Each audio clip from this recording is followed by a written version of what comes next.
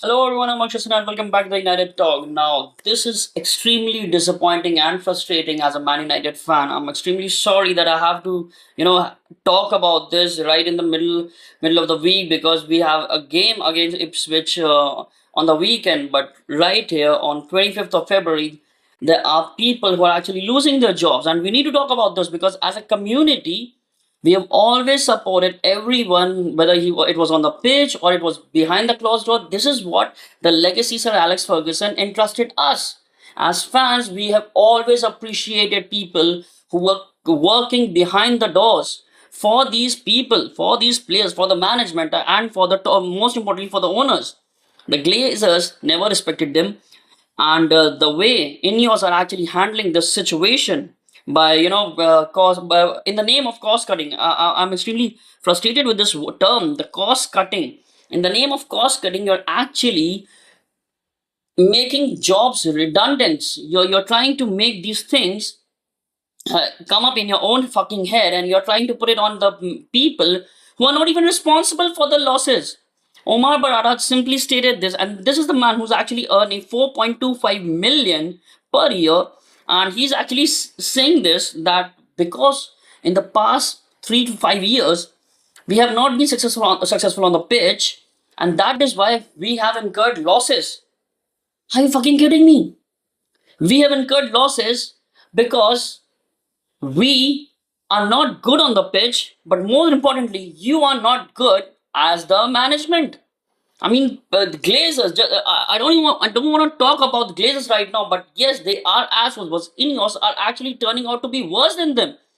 I mean, just think about this. Last year, 200, almost 250 jobs or 200 jobs were cut in the name of cost cutting. Sir Alex Ferguson had to lose his ambassadorial job role because they were not ready to have suggestions from the great Sir Alex Ferguson. They wanted to do things on their own way. Okay, I can get it. I understand you want to try something new, but there's no harm in learning from your past mistakes and from the past whatever the fuck we have been doing before Sir Alex Ferguson left, and you need to learn from that.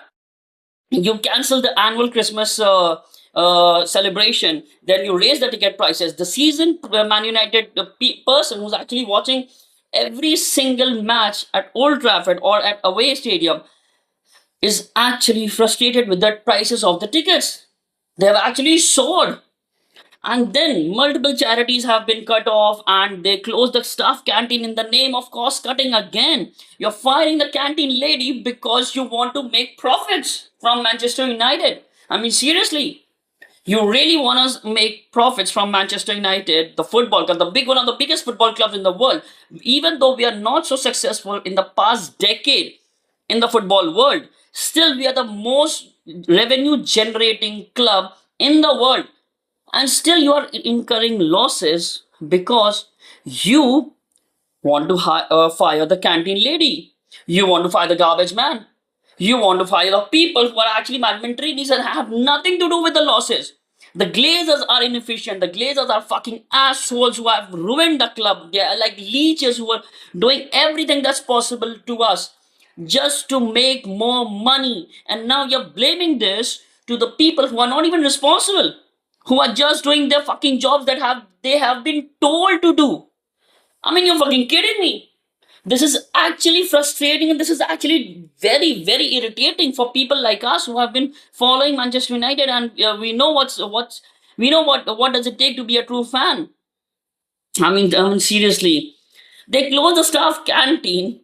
I read this. I read this in a British article. They closed they closed the staff canteen, and they are actually offering free fruit to every staff employee. They're actually offering free food, and not just one free fruit. Let me just complete the sentence. One free fruit to every employee, and in the canteen there will only be soup and sandwiches for every single person who's there, except the people who are actually responsible for losses. I mean, like the staff and the coaches, the analysts, and the first team players. The first team players who are actually piece of shit. Coaches, analysts, these players are like actually piece of furniture who are not even good enough to do something on the pitch, and they are they are getting everything that they want. They are getting paid. They are getting bloody car. They are living in a fucking great apartments. They have their own villas. But no, you want to cut the cost by firing the canteen lady, the garbage man, the management trainees, and the people who are actually just doing their jobs what they have been told. Seriously, this is how you make a profit. This is how you cost cut. I mean, I'm not. I don't have an MBA from Harvard or MIT or from some fucking big business school. But I have this sense that you can't make profit on the backs of the people who are actually working there as a regular wages employee. I mean, whatever the hell INEOS is thinking, I'm telling you this right now. INEOS is ruining this club. INEOS is actually worse than Glazers. They are actually a wolf in the in the costume of that fucking sheep, and it's not even a good sheep. It was a fucking rotten sheep, and now that's covered in that's just covered with blood and mud and maybe whatever the leper sort of diseases they have. I'm really frustrated right now. I'm really fucking frustrated right now. I mean, everything that is wrong with Manchester United is now floating around it, and everyone is now again I want to talk about this. Everyone right now is on the I hate Amarim bandwagon. Everyone wants to blame this on the manager. Everyone wants to just blame this on the Ruben Amorim tactics, the strategies, the ex-players, the pundits. Every fucking fan who is not not having zero sense of football is actually blaming the manager for all this. The players had multiple managers. I don't even want to go very back. I don't even want to talk about Mourinho right now. Just think about this. You want to blame the manager because he's not making trims in his tactics, in his adaptation, in his strategies. Let me just tell you. Before Amrin, it was Oli who had counter attack. Ragnick, who had mid block press. Then came Ten Hag. He had high line press, and now Amorim, who's actually 3-4-3, who's actually trying to make these assholes play like inverted 3-4-3. But these assholes couldn't adapt to one single manager's formation. And now you want to say that, oh, the players are actually teething about the strategies and make little cuts in the formation. Amarim needs to make changes. Why should Amarim make changes? Amarim was hired by INEOS to make changes and to do something good for the club. Why does he have to tweak his formation just because the players are unforgettable assholes who have no recollection of what they have been doing for the past 5 to 6 years? Ten Hag was here for 2.5 years, almost 3 years. And before that, Ragnick, before that, Oli. And now you want to say every single manager was a failure because the players are way too good to adapt to a situation. If a professional footballer can't adapt to a fucking formation, I think he needs to really leave. I really believe that he needs to leave. You wanna make cost cutting changes in your management, Barada? You know what you need to do? Dispose the garbage men and tell the garbage men to be the water boy or something other that's actually relevant for us, and then make Mason Mount, Luke Shaw, Casemiro, Johnny Evans, Harry Maguire, and maybe some of the Glazers assholes who are actually sucking their cocks, and let them do the cleaning. Let them do the cleaning of the Old Trafford. They can, just sit on their wheelchair. One of them can actually wander around and pick up the garbage bags and just put it on the guy who's in the wheelchair right now. Just let Luke Shaw, Mason Mount. I love Luke Shaw, but I'm sick and tired of everyone, hating the manager. I'm sick and tired of watching that. Why are we hating the manager? He's actually doing his job. If we aren't winning on the pitch, somehow the players need to take the responsibility for that too. You can't just blame it on the manager. We had multiple managers. We had Ten Hag, we had Oli, we had Rangnick, we had Mourinho. Mourinho himself said this. I mean, Mourinho, who's actually a proven winner everywhere, he himself said this, that his campaign when he made second, when he actually led us to the second position against Man City. He himself said this, that that was the best.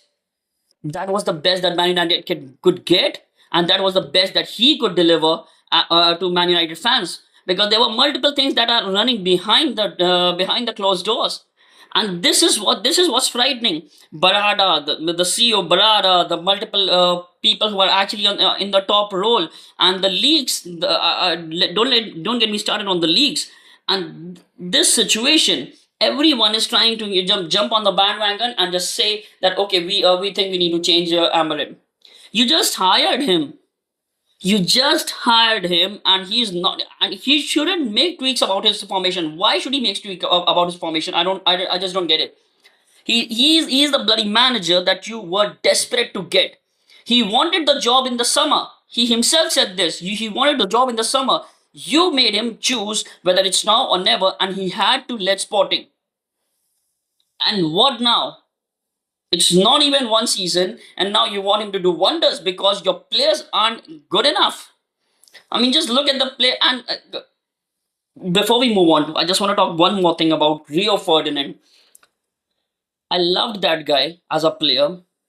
He was the building block of that treble thing. But again, Rio, as an ex-pundit, as a Man United, you really need to have some senses before you spit some shit out. Seriously, man. I know Rio doesn't get bothered because of whatever I'm uploading on this video. But even if somehow there's a person who's actually a Man United fan and not a Rio Ferdinand fan, he will understand what I'm about to spit. Rio, my friend, you're actually saying that Ruben Amorim needs to make some tweaks about his formation, because just look at what players who are actually moving away from Man United are actually doing good. You yourself said this, that whether look at Anthony, whether look at McTominay, whether look at Rashford, they are actually new dynamic players just the moment they step out of the Old Trafford. My friend, let me tell you one thing very clearly. If Sir Alex Ferguson was right now there, the club, he would have thrown a shoe at your face, trust me. I mean, you're actually saying that Man United players like McTominay, like Anthony, like Rashford, like Jesse Lingard, they're actually very good, but the moment they are away from the club or playing under the different manager or under the different club, they are rejuvenated. They are bloody a miracle worker. Let me tell you one thing very clearly, that badge, this deserves a fucking pride. The people who are actually wearing and not performing well, they are a letdown to this club. If Marcus Rashford is going to Aston and playing a damn good football, I wish him all the good luck because he's a Manchester lad. But again, he couldn't do it in the Man United jersey because he was just good enough. He just wasn't good enough. I can say this out loud. Anthony's still trying very good and he's playing very good in La Liga. But again, there's a lot of difference between La Liga and Premier League. Anthony, he's actually saying this in his post-match interviews that he's going to come back to United and he's going to fight for this place. I don't see Rashford saying that. I don't see Jadon Sancho saying that. Jadon Sancho, the piece of crap who was actually getting paid for 4 months while he wasn't even playing football under Ten Hag. Ten Hag wanted to introduce him as a false nine, but he couldn't do that shit. He went to Chelsea, and in couple of matches he did score a goal and he gave an assist, and suddenly he becomes a CR7. Oh come on, grow up. He's not even the nail of CR7. Sancho was just a piece of crap, and when it comes to Rashford, yeah, he's talented. Yes, he's good, but again, if you are trembling under the pressure of being as a Manchester United player, then brother, you need to step out of the club. You need to step out of the image. And yes, he's doing good. I hope he goes on to Barcelona or Real Madrid or PSG or whatever the fuck where he and his brother wants to. But I've said this before, I'm saying it again, Rashford was just not good enough. Rashford could have been like, for the past 2-3 years, where have we seen Rashford scoring more than 20-25 goals? He's in the prime of his career. He's not 28-29-year-old. He was 23, 24, 25, 26, and he still hasn't scored more than 25 goals in a fucking season. He was injured, then he came back, then he tried. Every manager, if you're saying that Rashford wasn't, Rio Ferdinand said this, that the shackles are off. What was Rashford doing as a player under Oli? Oli used to love Rashford. He always used to say Rashi, Rashi, Rashi, Rashi this, Rashi that. What the fuck was Rashi doing at that moment? The best he scored was around I think 20 22 goals. You're a Manchester United forward. You don't get to score 20 22 goals and call yourself a great footballer. Trust me when I say this. I've seen Wayne Rooney, I've seen Ronaldo, I've seen Roy. You were just not good enough. And if you're actually trying to pull that out, let me just say this: Rashford, Sancho, Anthony, or every other player or ex-pundit who actually just think that they are the very creative people and the shackles of Manchester United are actually, bringing them down. They just need to fuck off and they just need to go the fuck out of my club. I don't care what you do. I don't care whether you go and grab the king's feet. I really don't give a fuck about it. Just leave my fucking club. I mean, seriously. Oh my god. I'm so pissed off. I mean, let me just get back to the INEOS owners thing. I mean, everyone is blaming that we are not doing good on the pitch. We are not winning major trophies. We are not trying to be that dominant as we were during Sir Alex era. So that's why we are recurring losses, right? That's why we are in losses. That's why we can't generate profit. Can anybody just tell me what fucking major trophy have Spurs won in the past decade? Or maybe twice. Just tell me. Anybody, just tell me. Spurs have Spurs won any fucking major trophy in the past decade? They have almost 1,600 employees in their management. 1,600. Our CEO is actually fighting for around 400 employees in the span of 1 year, and he's talking about cost cutting. They have 1,600 employees. They built a new stadium. They haven't sought their ticket prices, and they are still trying to win something. What the fuck have Manchester United to just to think about, to get worried about the cost cutting thing? We won FA Cup, we won Europa League, we have been qualifying for Champions League. We qualified for Champions League last year. Why the fuck are we, in debt? We are still in debt.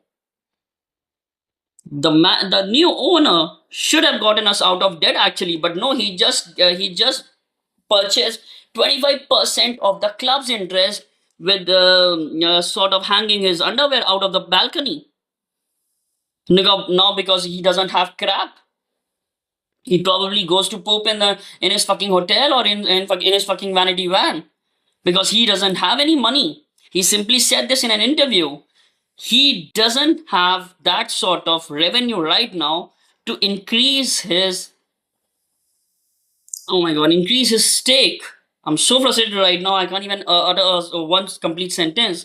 What Jim Ratcliffe said this. I even said this in my previous live. He doesn't have enough revenue to increase his stakes in the Manchester United footballing side. He doesn't have money. He's he's actually a broke like every one of us. And if you don't have money to increase your net stake in the football club, then why the fuck did you purchase the club in the first place, asshole? It should have been Saudi money. It should have been Saudi owners for our club, or maybe some other group. I'm not even obsessed with the Saudi money. Maybe some other group, but it shouldn't have been you when you don't even have money or any sort of treasure with which you can generate more profit so that you can buy the more stakes in the club. You're officially broke. And now you're talking about cost cutting. You're actually trying to let people get off their job, and you're trying to make us think that, oh my god, Ineos are doing so good, Ineos are doing so great. Is that what you want us to believe? Because that's completely bullshit. That's completely bullshit. Every Manchester United fan who's actually a fan who knows what we have been through in the past 15 years, who knows what's the true what's the true legacy Sir Alex Ferguson left. He used to shake hands with the water boy. He used to shake hands with the lunch lady. He used to make the superstars of the football club like Beckham, Giggsy, Scholesy, Ferdinand, Vidic. He used to make them stand outside the Old Trafford and make them sign for their autographs even when they were tired. He himself in his autobiography said this. I made it sure that they need to sign those autographs because they were the people who are standing in the queue, they were the one who are paying their wages. And if these players who are actually playing for the club are that blithering idiot that they don't understand that who's actually paying their wages, they don't deserve to play for this club. They don't deserve to play for my club. They need to get the fuck out of my club. I'm really sick and tired of sitting here and uploading a video and trying to make everyone believe that it's not the manager's fault. Yes, I was pissed off with Ten Hag's style of play. Yes, I was pissed off with Rangnick, and I was pissed off with Oli too at the end of the situation. But again, the players were responsible for that too. The players needed to leave the club. Rashford needed to leave under Rangnick or at least under Ten Hag. He was crap while he was playing under Ten Hag. He tried him as a left winger, he tried him as a centre forward, and Rashford was fucking miserable. Sancho couldn't get his attitude. Sancho could have been a nice player for us, but his attitude was way fucking off. You can't act like that. You're actually tweeting freedom to a fellow England player. When you need to understand that the club you are actually targeting is still somehow paying your wages because you're just on loan. You're not their officially asshole. So you need to understand that. And this makes me feel really frustrated right now that we have a match on the weekend against Ipswich Town, and it's at Old Trafford. It's a home game, and there are rumors that people who are actually wanting to walk off as a sign of protest. Manchester United fans are now more bothered about the football and more bothered about walking out on a protest than watching their home team win a game. This is what the footballing side has been giving us nightmares. I mean, this is what it leads to.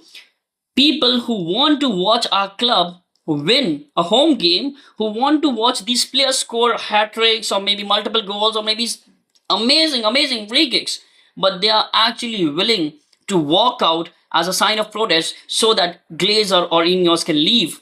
But they aren't going anywhere. We know that. This is just the beginning. They aren't going anywhere. And if they don't do anything soon, I'm pretty much sure the club is into ruins. I'm pretty much sure about this. The club is into ruins.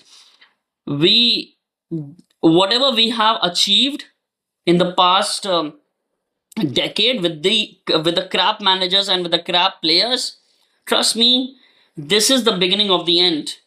If the owners doesn't change their style of management, if the owners aren't changed, and we are still stick with these asshole owners, the INEOS and the Glazers, and they don't change their style of management, trust me, this is the beginning of the end. We're just waiting for a big storm. What Ruben Amorim said in our match, I don't remember, it was against Leicester or someone, but Ruben Amorim himself said this: the storm is about to come, and let me tell you, this is that storm. The players who are way above their pay grade, they are actually for me, they're just an expense. Casemiro, 350,000 a grand a week. Luke Shaw, around 250 or 260. I mean, these players, they need to leave.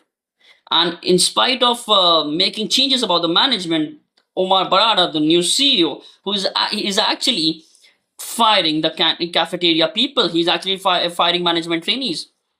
I just don't know what's gonna happen. I really hope they do make some changes. But right now, whatever the transfer news or whatever big changes coming up is floating around Manchester United, as a content creator, as a Manchester fan, as a person who's actually following football of Man United for the past 16-17 years, I'm just gonna say, don't believe anything. Don't believe a word that has been passing or floating around Manchester United regarding transfers, regarding contract situations, because trust me, nothing is happening. The only thing that they are bothered right now is making cost cuts, making fire people, and are just bothered just to get the season over with. They are not bothered about anything. Trust me when I say this. They are not bothered about anything. And on that note, I'm gonna sign off. Thank you guys for watching the show. It's been a pleasure. I hope the next time we go live, there are people who are actually interested, and I just hope the next time we are actually going for it. Let's just hope that I have some good news. Let's just hope that I have some good news when it comes to Manchester United, because right now it seems the future appears bleak at best. But let's hope that it goes well. Thank you guys for watching the show. I'm Akshat Sinha. Welcome back. Welcome back wasn't prepared. I'm really sorry for that. Anyway, guys, thank you for watching the show. Bye bye. Take care. See you.